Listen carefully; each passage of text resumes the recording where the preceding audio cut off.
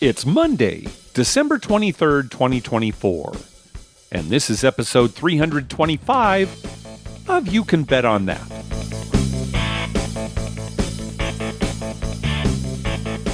Hi, everybody. Welcome to You Can Bet on That, a podcast for the recreational gambler. I'm Mark Duvall. And I'm Dr. Mike. Yeah, Dr. Mike. I'm kind of fighting off a winter bug here. I don't know if you can hear it in my voice, but still trying to kind of get rid of it. But I'll see if I can get through the episode today. Leftover Vegas. Yeah, it started creeping up on me in Vegas. Yeah, that's true. You'll make it through. I think so. Yeah, as long as I don't laugh too hard. So we have both gambled since our last trip. I went to Vegas. You went to Diamond Joe Worth yesterday. How did that go? Yeah, not good. I just got my free play, lost it all. Oh. And left. Oh, okay. All right. Nothing fun to report. There were no really good rolls, although they were very busy.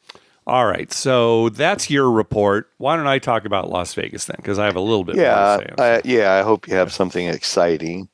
So we left. I drove on Thursday afternoon, left about 3 o'clock. And as it turned out, two of our poker buddies drove with me, David and Bill. You know, I've talked about how I don't really mind the drive. Right. I'm glad they came with me on this because this is a drive I would have minded without them. We looked at the GPS before we left, and it said 6.5 hours to Las Vegas. Oh, my God. I kind of did a double take. It's like, what? You know, without stopping, you should be able to do it in about 4.5 hours. And I'm looking at the various things. Oh, gosh, there's going to be traffic somewhere.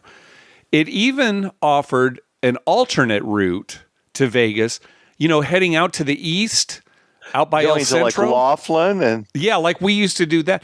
And I'm thinking, there's no way I want to take that drive. That is a boring drive that's not well lit. Yeah. You're on country roads. You know, you're not on a freeway the whole time. Right. But it was about the same amount of time. Looking back on it, that might have been faster. I'm guessing it would have been because there would have been less chance for rush hour traffic and accidents. But you got tractors and zombies. That's the zombies are what I really don't like on that alternate route for sure. Yeah. Right. Yeah. But this was the longest it ever took me to drive to Las Vegas. That can be very, very annoying. Oh, yeah. You know, I've had long drives home. That you kind of expect, like, okay, everybody's leaving at once. Yeah, especially if you have to leave like Sunday afternoon. Yes, that that is the worst. But we're leaving on a Thursday afternoon. Yeah, we knew we'd hit some rush hour, you know, as we kind of move up into Riverside. I mean, you know, that's going to happen. I've done that before. But no, there was construction. It took us like 2 hours to get to Temecula, right? I mean, that's the kind of thing we're talking about. And then the Cajon Pass, which is the big hill that you have to get up to get to the high desert, there were accidents. Oh, my God. You know, I was counting. There were times where we'd sit there for 2 minutes without moving. Why are there accidents on there? There usually is not accidents unless it's like covered with snow or something. Yeah, right. There was no snow. And we, you know, passed like a ton of cars pulled off to the side. So who knows what happened. Anyway, oh my God. We left at about 3 o'clock, got into Vegas just before 11 p.m. You know, that's how bad it was. So an 8-hour drive. But thank goodness Bill and David were with me. Bill brought his tablet, so he and David were able to watch the Thursday night football game. So nice. That was something. Bill's originally from the Bay Area, so he's a big 49ers fan. That makes time go by quick. It's okay if you have something to do. If you're just sitting there watching traffic, it's terrible. It certainly helped them, and it helped me too because I'm able to hear the game. And, you know, able to kind of talk about it. Yeah, it made a big difference. And once we got up to the high desert, you know, it was a clear shot to Las Vegas. So most of it was down, you know, Southern California way. Anyway, this is kind of funny. Bill and David, they didn't stay at a hotel. They stayed at Bill's brother's house. Bill's brother has this beautiful house in Henderson. And their plan was to spend the night there Thursday night, gamble all day with us on Friday, and then Saturday morning take a flight back to San Diego because they were going to compete in a poker tournament at Jamul. And we were kind of laughing, thinking about how often do people fly away from Vegas to go gamble. You're right. But as it turns out, they both were in the running for Poker Player of the Year out at Jamul. And so they kind of needed to play in that tournament if they wanted to keep their hopes alive. So yes. I think we're still waiting on the results of the year long, but that's why they went back. I gotcha. So they endured an 8-hour drive to Vegas. Yeah. It's the first time Bill had ever driven to Vegas. Oh, God. Yeah. Hell, that'll put an end to that. Yeah. He'll never be driving again. And then they stayed at a relative's house. Yeah. Gambled for a day. Yeah. And flew home. Yes. Sounds like something we would do when we were 20. Yeah. Although these guys are in their 60s. That's a good story, I guess. I hope. Did they do well in the tournament when they got back? I think they did well enough. I don't know what the final results are for the whole year, but yes, I think David at least made the final table. So, yeah. Oh, nice. Okay. Poker Player of the Year for Hamul. For Hamul, yeah. I think it's like a couple $100 or something like that. It's more prestige than anything. The roaring metropolitan that is Hamul. All right, so let me tell you about my trips. We stayed at the Orleans like we did last year because they have a fantastic poker room. The only problem is in December, they've got a poker series running, so their regular tournament schedule is not in effect. And so any tournament that you're playing, it's really part of this series. So if you're not interested in this series or you're not going to be staying long enough to really take part of anything, it's not the time to go for tournaments. But the cash games, they're going all the time, a lot of Omaha games. Again, a great poker room there. You may remember, Dr. Mike, last year, I talked about how long the hallways are in the hotel, how it was the furthest I've ever had to walk, to get from the elevator to my room. Same thing this year. I had a room at the very end of the hallway, and I decided to count it. It was 156 steps. Wow. From the elevator to my hotel room. And I'm about 6 foot tall, so... Yeah, so a step for you is probably like, I don't know, 2.5 feet, maybe? Something like that, but 156 steps. And here's the other thing. The ice maker is by the elevators. So in order to go get ice, I had to take 312 steps there and back. It seemed like you forever. got your workout. Oh, my gosh. It was so... The thing is, Mark, when you leave the room to go gamble, you take the ice bucket with you. You carry it with you all day. All day, no matter if we go to other casinos or whatever. You're carrying your ice bucket. Yeah. So when you come back, you can get ice, for your drinks and I'm before on my you way. go to bed. Yeah. Yeah. Save some walking. Why do you have that? Well, it's so that I don't have to take the extra 312 steps. Right. It seems pretty obvious to me. Yeah. See, that's going to be a trend now. People walking around with their ice buckets. Their ice buckets. They should start making the ice buckets like a decorative kind of hat or something. Oh, there you go. So people can just, wear it. Yeah. You don't have to hassle with carrying it. Maybe a little protector to keep the lice out of your ice bucket. I like the MGM logo on your hat there. That's nice. Oh, thanks. It does look a little awkward. Is it comfortable? Not really. No, but I won't forget it, underneath the rail of a craps table this way. A little plastic strap that goes around your chin that holds it. You'll look like one of the guards in Wizard of Oz. It's another great trend that's coming to Las Vegas. Yeah. But we had a good time at the Orleans. Let me tell you some stories. So David and I, at one point, played some face-up Pai Gow poker. It is much harder now to find traditional Pai Gow poker in Las Vegas, certainly on the Strip. I'm sure plenty of the locals casinos have it. Maybe, you go off Strip, that kind of thing. But it's harder to find now. And the Orleans, it was only face-up Pai Gow poker. And I don't mind it. When we first heard about it, it's like, oh, well, that takes all the fun away. You don't have any decisions really to make. Oh, should I go pair? Should I keep the two pair together? But I don't mind it. Let me say this up front, though, Dr. Mike. Yes. On 2 occasions during my face-up Pai Gow poker session, I fouled my hand. What? That's correct. Playing Pai Gow poker for as long as I have, twice I fouled my hand. Is there alcohol involved in this story? I can't recall, but here were the hands. Right. At one point, I was dealt kings and queens, along with the joker. And for whatever reason, I put kings in the 2-card hand and kept the queens behind. I said it so fast Maybe I just got spoiled and thought, oh yeah, okay, I'll set it. I don't know what I was thinking. The Joker messed me up. There was no excuse for this foul. She turned it over. I realized what I'd done. And she just very quickly, oh, it's no big deal. You know, if you'd said it correctly, you would have won. And paid me. So I was like, oh, okay, good. So they will essentially let you reset your hand, although I didn't have to. She just flipped it over and, oh, yeah, you would have won. No, you should have said, no, I lost. I fouled, and I accept that situation. It's all on me. Keep your money. I sat there thinking, you know, is somebody going to come by from the eye in the sky, say, sir, there were a few hands ago where you actually fouled your hand. We're going to need that money back. And interest. All right. The other hand, there's kind of an excuse behind it, but not really. But here's what happened. Remember, this is face up Pai Gow Poker. The dealer turned over her hand, and she had a pair of aces with Jack 10 up front. So, you know, she's got a decent enough hand. Pair of aces, but, you know, not a very good two-card Not a hand. very good head. Yeah. I look at my cards, and I've got a pair of queens, 9, 8. So this is one of those situations where knowing what the dealer has helps you. In regular Pai Gow Poker, I would have played a pair of queens, 9, 8. But in this case, I need to split my queens so that I push. Queen 9 on top. Yeah. I'm glad that you also fouled the hand, Dr. Mike, because I put Queen 9 up top. Oh, Queen 9. Yeah, you'd be Queen 8. Queen 9 below. Yeah. That's exactly what I did, too. I put Queen 9 up top instead of Queen 8. So, again, breaking the rule that the 5-card hand has to be higher. Yeah, that's thinking a little bit about that. Yeah. And so that's why I said there was kind of more of an excuse, because you would never play the hand that way in regular Pai Gow Poker.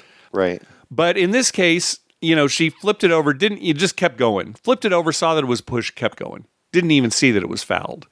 So I'm guessing that the policy basically is, if you'd played the hand correctly, that's kind of the way they play it for you. There are probably some exceptions, but at least... So then what's the use of the game?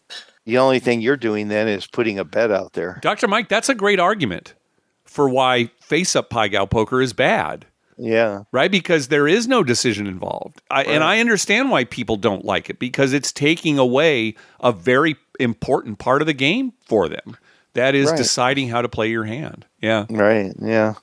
Well, my comments on this are, when somebody asks you, is there alcohol involved? And your answer is, I don't remember. Then that, according to Webster's Modern Dictionary, is a yes. Okay. Yeah. There must have been alcohol involved. Probably, but I don't blame it on that. I blame it on me just going too fast. Yeah. The reason we played Pai Gow back in the day a lot is because it was interesting. It was one of those situations, you know, and when you're going against other people, not just the house, you know, it was interesting to see how you're going to set that and what you're going to do. When you take all that away, it's like sitting at home playing blackjack with yourself, right? Yeah. It's like, okay. I mean, whatever. That's a good argument. At the same time, our good friend Paul, who we thought would hate face-up Pai Gow Poker, loves it. He prefers it. So go figure. Well, yeah. I'm not wasting any time at a face-up Pai Gow table. All right. Well, I know that. You're not wasting any time at a regular Pai Gow table. I know how. Right. Not anymore. One more thing that happened at the table. At least twice, the dealer, on a hand that I pushed, she took my bet as if I had lost, and I had to call her on it. And the reason she was doing it may be muscle memory. She was so used to taking people's side bet away on push hands. And of course, I don't have a side bet, so that's the only bet that's out there. Right. She did it at least twice, and there were a couple of times where she was about to do it and stopped herself. So that's just something to be aware of. If you've got a push hand, I push. Don't get up to go to the bathroom until the dealer has graded the hand and determined. So anyway, that's one way to look at it. You could also look at it like always make a side bet. Oh yeah, that's another way to look at it too. Yeah. All right. So what else did we do? So all told, there were 6 of us there basically for this trip. Bill and David, again, who drove with me and went home Saturday morning. There was Jerry, who now lives in Las Vegas. He moved there this year. So, of course, he met us there. Yeah. I didn't know that. Oh, I didn't tell you that? Yeah. No, So, yeah. I didn't know that. And then Glenn and Chris, who flew over. So 6 altogether. Once David and Bill flew home, it was just the 4 of us. And so I said, hey, do you want to go down to Circa? None of them had been to Circa before. And the Army-Navy game was about to start. And I thought, this will be great. So we went down to Circa. There was plenty of room to get seats in the sports book to actually watch the games. So that was good. If we'd gone on an NFL Sunday, we would have had to pay for it. But, there were seats. So I think they really enjoyed that. While they were watching the game, I played some craps and ran into Hutch. Remember Hutch from... Yeah. I think I first met him in Biloxi. So, right. Yep, he was there. And also Eric Anderson and Rodolfo. They just happened to be in Las Vegas at the time. They might have been... I can't remember if they were staying at Circa or not. But ran into them, too, and played some craps with them. So it was good to see those guys again. So, Mike, you know how at Circa, the way the ventilation works is they have these vents kind of on the floor, and it blows the air up. And it's kind of good at getting the smoke out of there. Yep. So I'm standing at the craps table, and I'm wearing that oversized Vegas Golden Knights shirt that I got there when you and I went a few years back. Right? It's kind of big on me, right? Yeah, right. And it turns out I'm right above one of those vents. And I'm standing there thinking, what's going on? It's like blowing up my shirt. I felt like Marilyn Monroe in the 7-Year Itch. It's just, I felt pretty stupid, but it was giving me some nice, cool tent action on my, Yeah. Blowing smoke up your behind. Yeah, exactly. Is what it was. Yeah, that's exactly what happened at the craps table. We ended up going over and eating at 8 East, which is their Asian restaurant. They're just absolutely fabulous meal. The best meal we had all weekend. One of the best meals we all agreed that we've ever had in Las Vegas. Just delicious. Yeah, everything was so flavorful. We got the short rib dumplings. We got stir-fried bok choy. We got cumin lamb lollipops. Delicious. Sizzling noodle with chicken. And, of course, their brisket fried rice, which is what they're kind of known for. Just incredible. Nice. Oh, it sounds good. You're making me hungry for Chinese food. Yep. And I do love it. It's just hard to get around here. I'll bet. Yeah. I have to drive about an hour. Yeah, so Circa was great. Let's see. For the whole trip, I was a winner at Keno. Nice. I cannot say that about any of the other games, but I would do some overnight Keno. And the very first one I did, I was very surprised. Next morning, I usually play a 4 spot, which I did this time. And I must have hit all 4 on one of them overnight because it was a nice payout. Yeah, like I told you when you texted me about that, Keno's the game. Yeah. It's the hidden gem in every casino.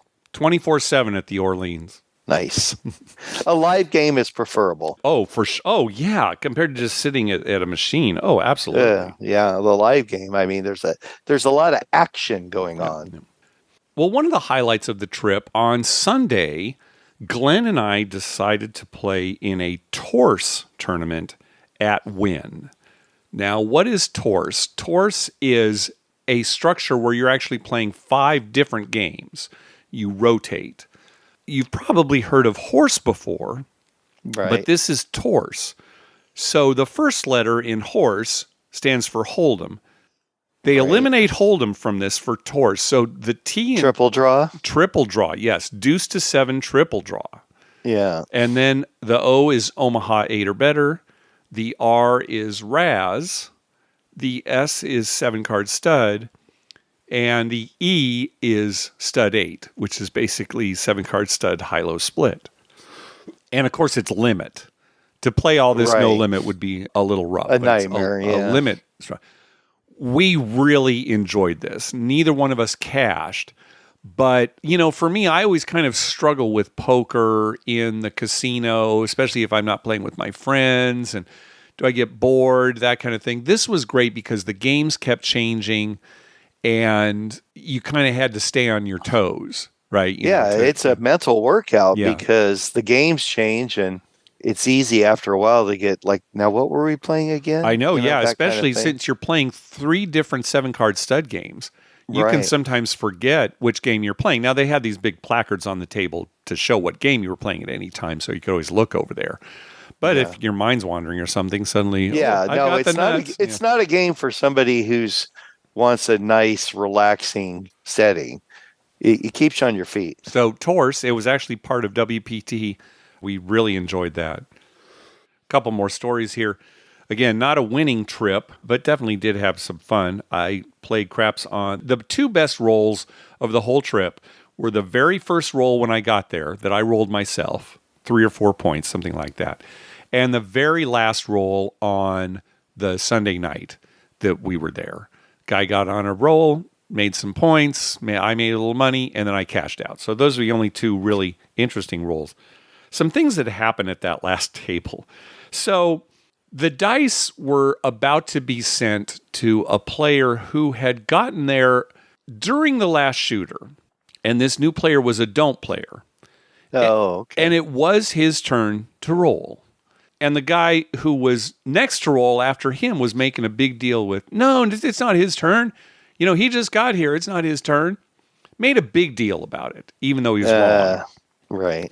But the don't shooter said, that's fine. You can roll. I don't need to roll. You know, go ahead. So he was very gracious about it. And then the guy kept kind of going on. No, it's my turn. Sir, he's letting you roll. So this guy gets the dice. We're in the middle of the hand. We're playing. And all of a sudden someone says, where's the shooter? He wasn't there. He had left the table. It turns out he had left the table to go to an ATM to get more money. What? This guy who made such a big deal about it's my turn to roll. Now, this is in the middle of his roll. It's in the middle of his roll. It's not so even he's on got a money on the table. Roll. Yeah. They pulled the pit over, and the pit's like, well, folks, if you don't mind waiting a couple minutes here, hopefully he'll come back. And if he doesn't, then I'll make a decision and we'll move on. And the guy, did come back with more money. He had gone to the ATM in the middle of his roll. So the two things are what really, just if that had happened on its own, that's crazy. But the fact that he made a big deal about it's my turn to roll, and then in the middle of his roll went to the ATM, that was great. So there's the definition, Mark, of somebody who thinks the world revolves around them. I guess so. Everyone else is not really in this world. It's just them. Oh my God. I would have laid into him. That's a new one. Yeah, I've never. I'll give you that. I've heard it. We've been there where it's like, I'm sorry, I really have to go to the bathroom. Right. Can you wait some guys until I get right. back? Yeah, Some guys on a good roll. Yeah, go ahead. We'll wait. Especially, I remember a few times it was like us and just a couple more people. Yeah. And, we're not in a hurry. Go ahead. Go to the bathroom. Yeah. But that's one thing. Stopping to go to the ATM. Yeah. So he was going to buy in the middle of his own roll? And he did. I guess there were more bets that he wanted to make and he didn't have money for them. Yeah, that was a good one. How about if he just let the other guy roll? Went and got cash and then came back and rolled. Oh, you're coming up with a reasonable solution to what actually happened, Dr. Mike? Yes. I see. Yes. Yeah. I'm just trying to work it out in my own head, Mark, before my head explodes. Why would a guy do this? And the answer is, what the hell's wrong with people? It's the question I ask every day. Sure. What the hell's wrong with people? You should be old enough, though, now, Dr. Mike, to know that you'll never get the answer to that question. It's been going on your whole life. Yeah, Methuselah asked it his whole life, and he never got it. But I'm hoping that someday somebody just gives me a real simple here's what's happening, Mike. Okay. This guy that was the don't player, he was kind of interesting because he was doing things that were just wrong. So, for example, he was on the don't. No action on the 6 and 8. He even did no action on the 5 at one point. That's a smart move. He moved. At some point, he was actually playing with us on the pass line.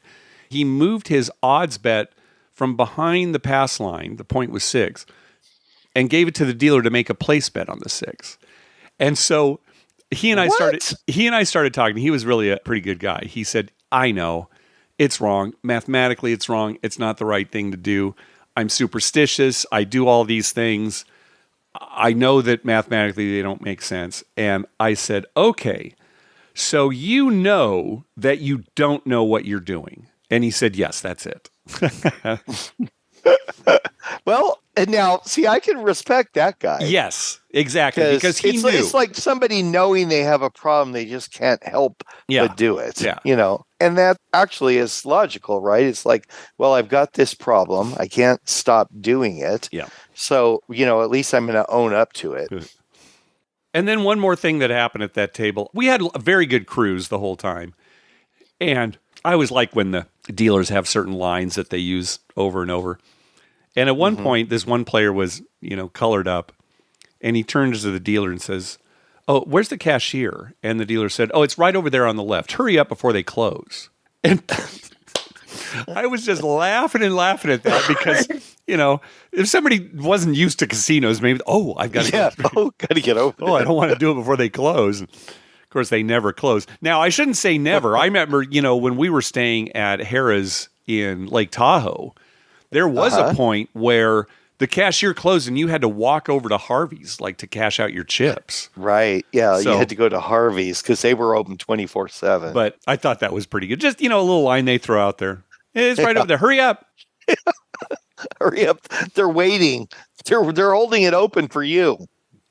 So a great trip. I drove home. No problem at all. Got home in about 4.5 hours. I left on Monday morning. Probably left at about 9 a.m. So, no problem coming home that way. Well, you took strangers with you. That's what happened going there, Mark. Well, okay. Not strangers, but people who weren't used to driving. Okay, there you go. Yeah, they weren't strangers. They're my best friends now. We've spent 8 hours in a car trying to get to Vegas. One thing I loved about this trip, too, I don't get to Las Vegas too often when it's cold. Yeah. And it wasn't it was chilly. It was probably in the 50s, maybe got into the 40s if you went out terrible. at night. But I remember going back in the 80s with my grandparents. Remember, I used to take them kind of once a year. We'd always go around Christmas time. And sometimes it'd get down into the teens. It was really cold for Las Vegas. But I got kind of nostalgic just feeling the crisp air, and being in Las Vegas. Those were great deals. Remember, it used to be like in 1988, Hilton. We'd always go to Hilton. Hilton would have this deal where for $19.88 a person, you got 2 nights at the hotel and a free dinner at any one of their restaurants, even like the pricey steakhouse and everything. My grandfather loved those deals. So anyway, the cold air, I kind of liked it. Yeah, I remember my dad and I driving to Vegas, and we got to State Line, and it was snowing. And we thought that was cool, we're going to have snow in Vegas. Well, it doesn't really stick, but it was fun. No. All right, well, that's the trip. Great trip. I do want to tell one more story from the trip, but we'll just say that's my trip report because this next story is kind of unfortunate. We went over, when we were downtown, went over to Golden Nugget, and Jerry and Chris and Glenn went and played some poker, and I went to play some craps. So playing craps there, having a pretty good time. There's a guy next to me. We start kind of getting friendly and, we're having a good time and it's having some pretty good rolls. He gets the dice and he has a very lavish sort of way of shooting. He rubs the dice on the table and moves them around and then picks them up and then gives them real good shakes, shakes it for about 5-6 seconds, lets them go. It was not one of those situations where somebody just sits there and concentrates and doesn't do anything. He was very animated. Come on, let's go. And we're having a really good time. And he starts making some points, making some numbers, and it's pretty exciting. Well, as he was shaking the dice, sometimes he'd pull his hand a little bit too far off the table. Right? They want you to kind of keep your hand in there. Right. And the boxman said something, and the guy said, oh, yeah, okay. And accommodated the boxman, kept it in there. So the roll continues, and then the boxman is saying, you can't shake them that much. What? And we're like, you can't shake the dice? What are you talking about? And the boxman says, no, you can't. So again, the guy who's shooting, he's being accommodating. He's like, okay, I'll only shake it a little bit and let it go. And the boxman keeps riding this guy. And, I'm thinking, how come the boxman is saying something now instead of when he first started to roll? Yeah. Right? It wasn't until he started having a good roll. And the guy's being accommodating. And at one point, the shooter does drop an F-bomb. but it was more of like a conversational F-bomb, right? It wasn't like part of his language. Yeah, right. It wasn't like he was making any kind of threat or saying something directly to the boxman. So finally, he sevens out and everybody's real happy with the roll.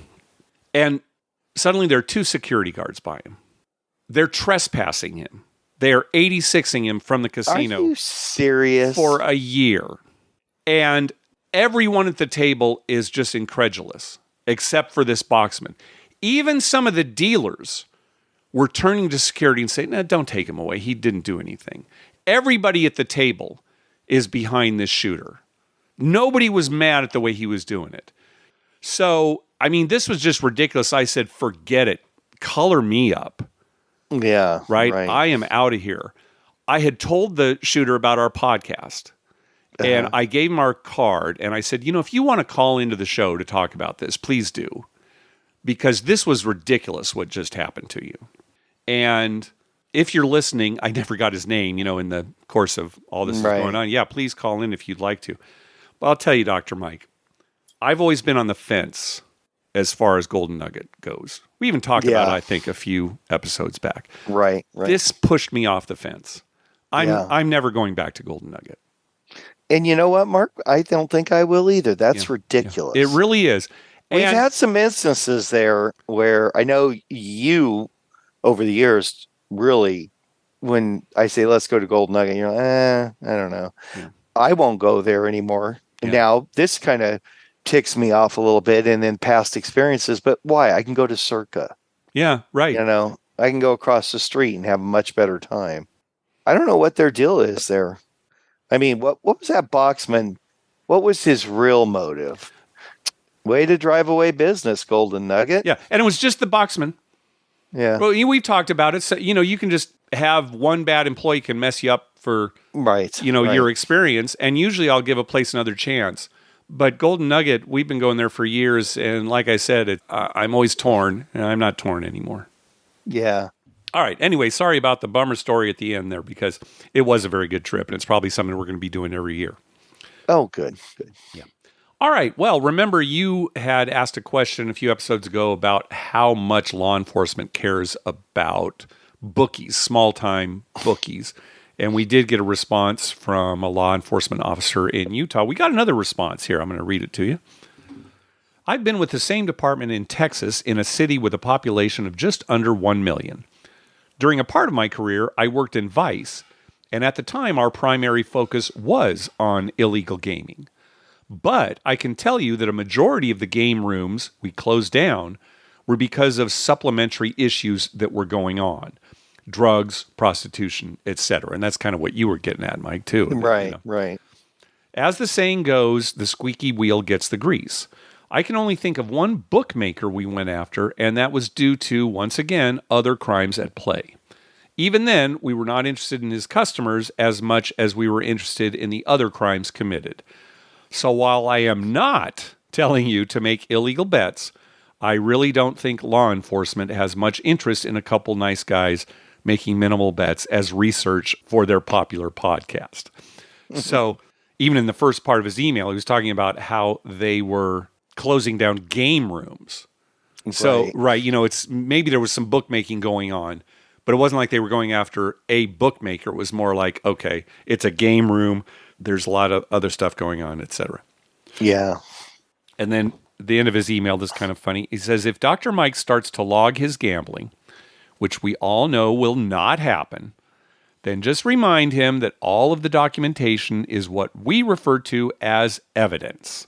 As always, thanks for the show. So there you go, Dr. Mike. Evidence. Yeah, see, so a good reason not to document anything. That's right. And we also got an email from listener Dan. I'm from Houston, Texas, and my casino options are limited. We have Naskilla Casino in Livingston, Texas, which is an Indian casino that only has Class 2 slot machines, and Kickapoo Casino in Eagle Pass, Texas, 5 to 6 hours close to the border. Our other options are Oklahoma, 5-hour drive, and table games require ante, or Louisiana, 2 to 3 hours. But then there's the other option of online gambling. which is not legal in Texas. I am tempted to drive to Louisiana just to sign up for online casinos that have deposit matches and other promotions. Have you all tried online casinos? Is it safe or is it risky? What is the general process? And do you think it is a good strategy play to churn through different online casino promotions? Thank you for your content, and I look forward to the next episode. I'd say this, Dan. I think the days of churning through these promotions are probably gone.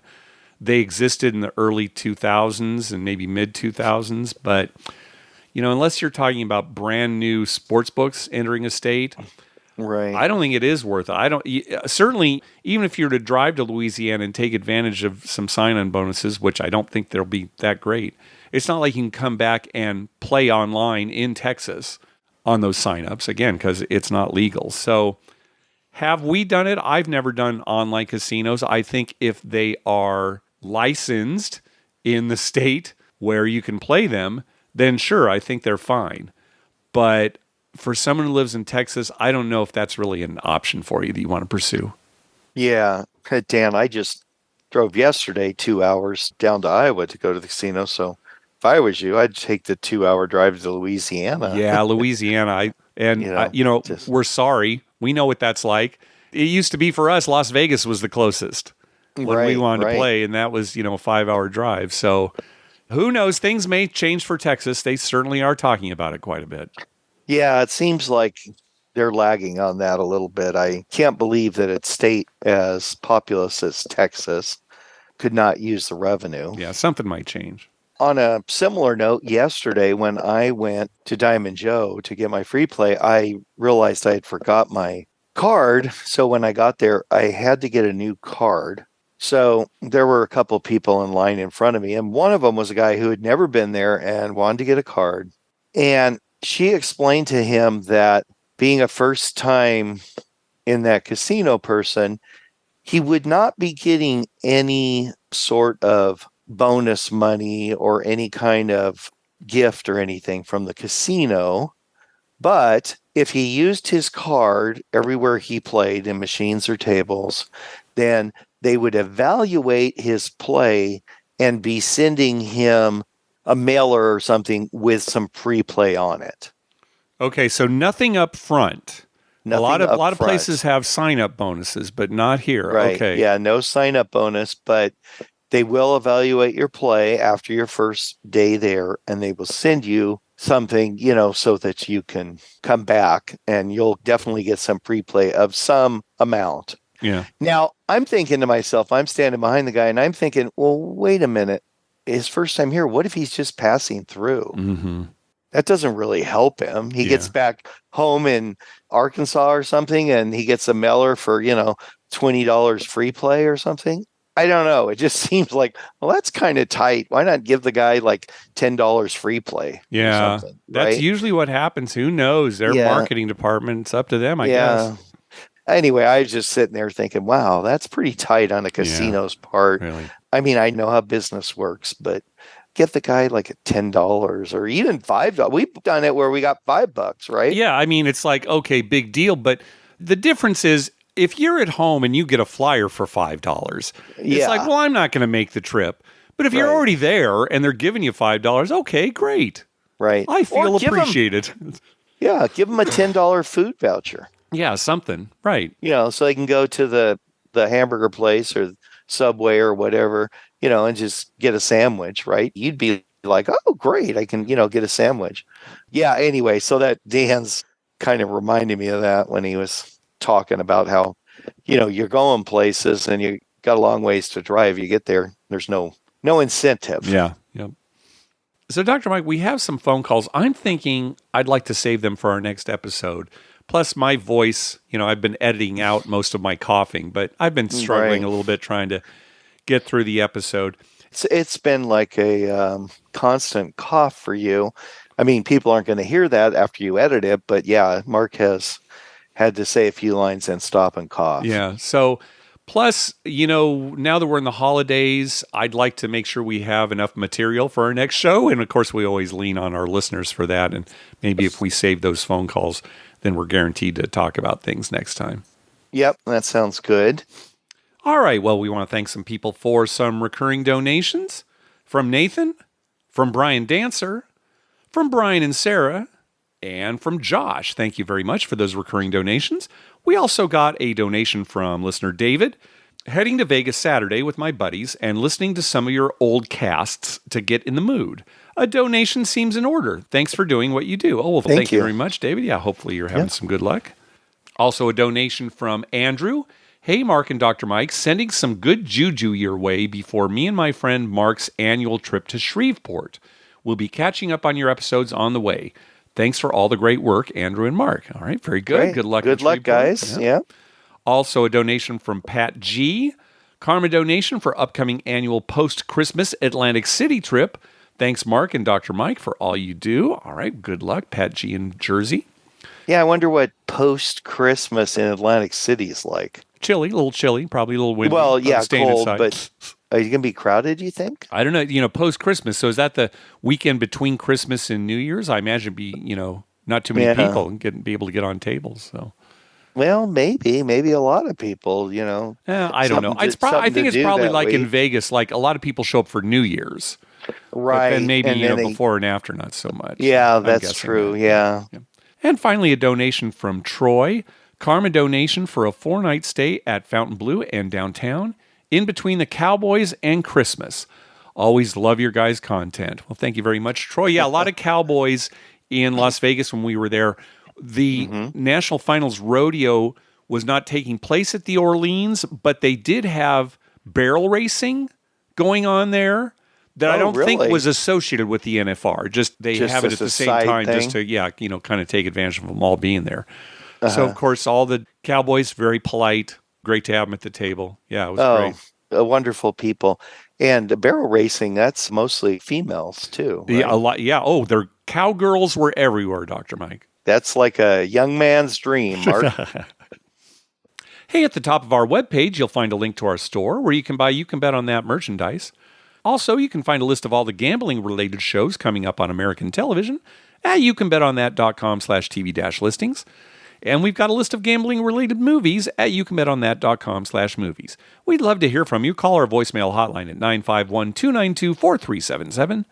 That's 9512-WAGERS. 9512-WAGERS. Or you can email us at youcanbetonThat@gmail.com. We're also on Twitter at YouCanBetOnThat and on Facebook at Facebook.com/YouCanBetOnThat. Well, Merry Christmas. That's coming up just a couple of days after we drop this episode. And Happy New Year. And Hanukkah this year starts on Christmas night. So, nice. Everybody please enjoy their holiday and any vacation that you get out of this. Be safe and enjoy your family because, you just never know. Look at Ricky Henderson, right? Yeah, I know. Gosh. And it was pneumonia, right? Right. He's like just a little older than me. Yeah, just a little older. Yeah, his birthday's on Christmas Day. I thought about that all yesterday when I saw it because I thought it's sad that, you just never know. Yeah. Really, the most important people in your life are usually your family and close friends. And so spend time with them, have fun with them, whatever, whether it be at a casino or at home playing the new Phase 10 game that's out. Okay. My daughter's bought a new Phase 10 game. Yeah, it's a little more complicated and always fun to play that. I tend to get a little competitive. Uh-huh. No reason to let family win when I should be winning. Getting some conflicting messages here from you, Dr. Mike. Right. Anything else before we leave here, before the end of the year? I've got a very important announcement, Mark. You are speaking with the new head coach of the adaptive bowling team in Houston, Minnesota. Adaptive bowling. And is that for special needs? Yep. Okay. It's bowling for special needs. They had a hard time finding a coach, so I said, I will do that.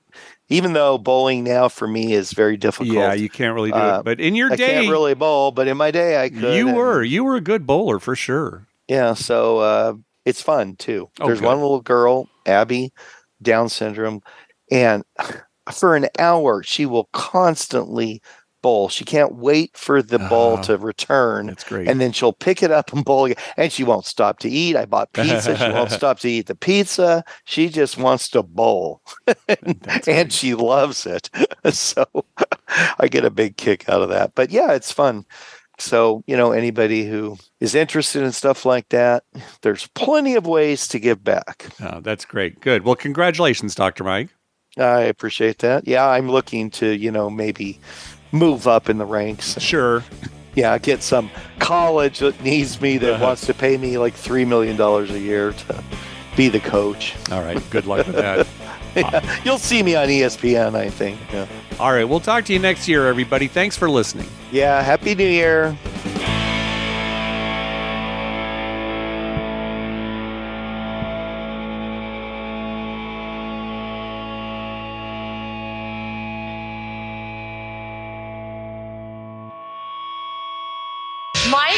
Mark, that was wonderful. I had no idea you were so talented. The audience is going to love you.